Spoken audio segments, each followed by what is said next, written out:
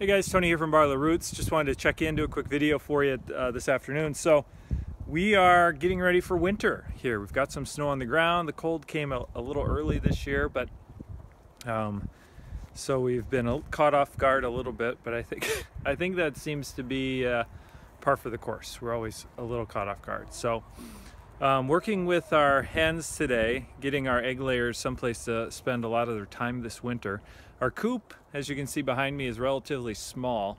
It's got plenty of room for them to roost in, but our flock is too big for them to spend all their time there, and they really don't like being out in the snow. So a couple of years ago, last year actually, was the first year we did this, we decided we had to come up with something a little better for them to spend the winter in. And so we started doing a little high tunnel out of cattle panels, and that worked really well last year. Learned a few things from last year and a few changes this year. Here it is. So here's the progress. Things I learned. Last year I had it more flat and less tall. And what that did is when we had a couple of 18-inch snowfalls, and that wreaked havoc on the tunnel just a little bit. I mean, it was always functional, but the snow just didn't shed off of it like we wished. So I made it a little taller this year. That means the base is just a little bit more narrow, and that means, of course, that then the tunnel goes higher. So that was step one. The other thing is I moved it over a little bit so they have more of a straight shot coming out of their coop into it. I will probably shovel or snow blow a path through here when we get heavy snows, just so they can get from here to there. But over the last winter they had a little gap as well, and they would just kind of jump and fly across there so they wouldn't get snow on their feet.